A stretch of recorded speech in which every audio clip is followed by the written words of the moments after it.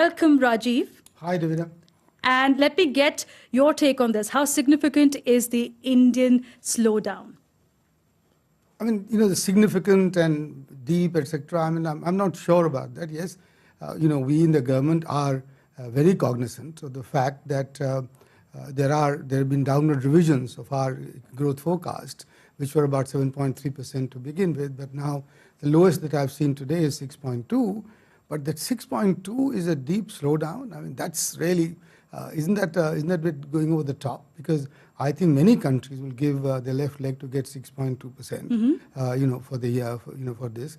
And you mentioned some industries that they were expecting slowdown. But I can assure you that there are others. For example, like tractors, for example, and fertilizer. There are causes of concern, and we in the government are committed to address them as soon as possible. Okay, we're starting on that note and taking to Pranjal Sharma, who's an economic analyst, an independent voice here. Pranjal, over the top, India's slowdown, because Rajiv says that 6% is something which is healthier in today's environment, where most of the world economies are looking at a stagnant growth. But for India, how healthy is it? There was a quarterly growth number of 10% at one point around 2008 before the financial meltdown happened. So, that figure was achieved unless that phrase which we often use of getting the animal spirits unleashed in the Indian economy, unless that happens, I think we are going to be in for a bit of a dismal time. Well, Shweta Punj, who's the deputy editor of India Today magazine, is also joining us. Shweta, which gentleman do you agree with? Animal spirits, which is about encouraging investment by businesses and by consumers. Is India headed that way right now, as Rajiv pointed out, or we need to revive that?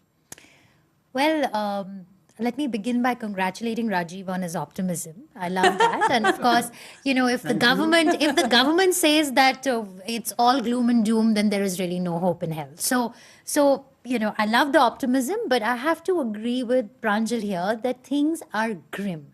Yes, 6.2% seems like a good number, but we have to remember that India has grown at over 8% in the past. And if India has to achieve the $5 trillion economy mark that the Prime Minister has set as the goal for the Indian economy to grow at and to become, then India needs to grow at over 7% at the very least. And look at all the big macroeconomic indicators. You look at your manufacturing sector, you look at automobiles, you look at credit growth in the country. Everything is on a slide. I'm not saying that the government is responsible for all that's gone wrong, but clearly there's a problem that needs downwards. And we need to figure out how do we pull the economy back up. Yes, and Rajiv, there is also a point by the corporates themselves. You have India's largest bank, SBI, chairman saying, yes, there is a slowdown, there's a need to worry. You have L&T, which is one of the India's largest infrastructure company. The chairman there, A.M. Naik, has said there is a slowdown which will at least last 1.5 years. And you have Biocon MD, one of India's technological company, Kiran Mazumdar, saying that there is a harassment right now by the corporates. We're living in fear. And tax authorities actually need to be less aggressive so that we can live without fear. We can expand in India. We can contribute in the growth. I mean, I have several things to say, but more than everything else, I think I want to remove this perception of harassment and fear and and tax raids and so on and so forth. Because there are 70 million taxpayers in this country, and the number of raids that you've heard ever, the highest, is about 1,000. Now that doesn't make for a for an atmosphere or a perception of fear and harassment and tax terrorism, etc. that we've called it. But I think this is really is not a correct picture at all. In fact, if 97% of our tax reimbursements are online. 93 or 95, I'm not completely clear. Filings now are online. The number of scrutinies that you do have gone down significantly, and they have also now become randomized, so that the person human touch is not there. So I think this crib about tax harassment, etc. But Rajiv, it is rooted in reality. It's not only Kiran Mazumdar Shaw saying that tax harassment is happening. Startups have complained about angel tax. But you have sorted that out. The angel tax has been addressed. Right. After 2 years. But the fact is that after 2 years, yes. But the fact is that has been addressed. I just gave you that number. That of the number of tax filers in this country. Okay. But just one other thing. Okay. Just one other thing, which is that I wanted to say that that there is not the is not the situation that everything is going down, because one must recognize the 6th year in continuation that you've had a subnormal rainfall. The first time in post-independent India, 6 consecutive years that you had a below normal rainfall, and yet agriculture has grown 2.3%. Rural wages are not growing, Rajiv. Rural wages are again between 2.9 to 3%. In fact, I have a data which is from your think tank, which says that in real terms,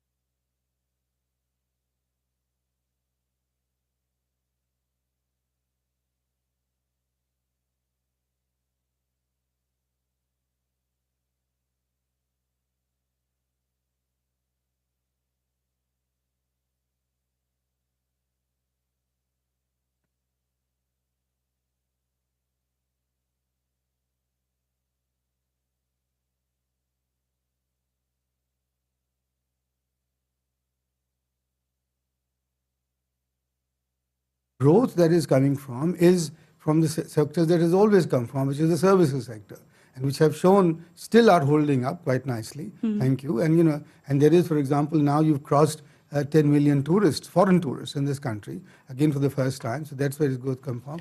But I am not contesting at all that we are in the midst of a of an economic slippage or of economic slowdown, which, as I said, we are cognizant of, and we are trying to address.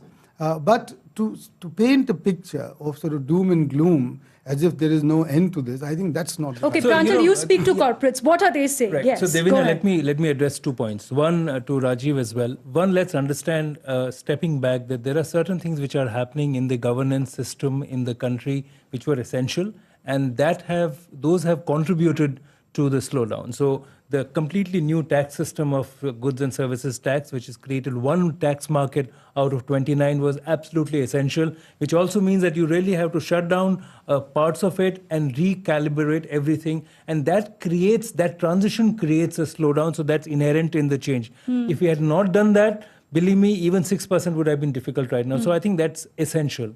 The second cleanup which is happening in the government of crony capitalism, which India has suffered for decades, I think that's terrific too, where banks and capitalists, along with the industry leaders, along with the political leadership, ensured that money was given to just about anybody, and we've reached a level of very high levels of debt in the banking sector.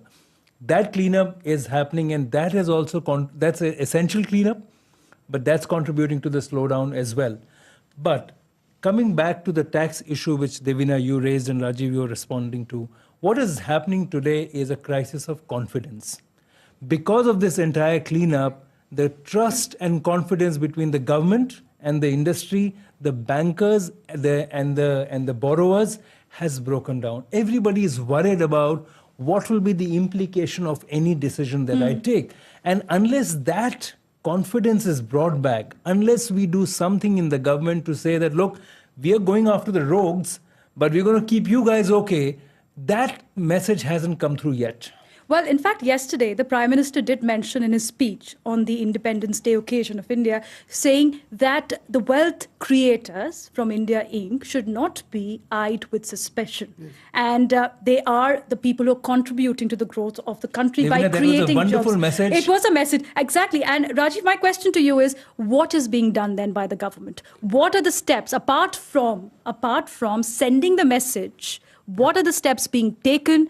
What are the consultations being done so that Indian corporates can look at expanding, can look at ease of credit from the bank, can look at creating jobs where the unemployment is at almost a 4-decade high? Again, one to say what Pranjal was saying. The rules of the game have changed in the last 5 years, because, the fizz that you saw earlier was all about the non-formal, the parallel, the cash economy, which has shrunk remarkably, because in the last 5 years, you've taken measures to formalize the economy. And those changed rules of the game are not yet being grasped by people who earlier had no downsides ever and had only the upside because the downsides were covered by the bank.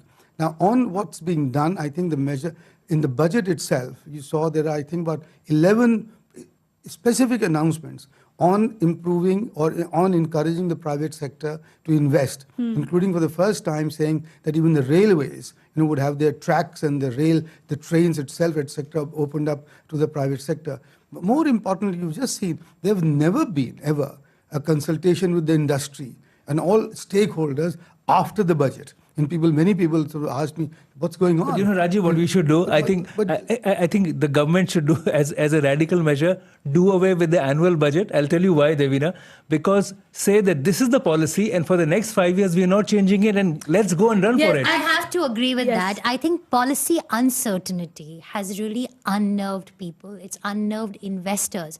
You go ahead and announce your sovereign borrowings in the budget, then there's so much uncertainty around it, and then there's talk of that the government might discontinue it, and that's only one aspect of it. I think breakdown of trust is a very crucial issue that the government needs to really address, and I'm glad that the Prime Minister spoke on this bridging the trust deficit with the corporates. The Prime Minister has been so forthright, has been so clear about the fact that he expects the private sector to lead the growth story in India. But Rajiv, my question is why it's not being done till now? Because you have a government which has a stable mandate. You have a Prime Minister who has a business-friendly image. But this is the second term. This is the second term. 70 days. Second term of the government. The Prime Minister recounted all that's been done. Rajiv, okay, what's the logic behind keeping the 0.7% of the big companies of India out of the 25% tax bracket? Because they contribute 60% of the revenue. Exactly. Hang on, because if you didn't do that,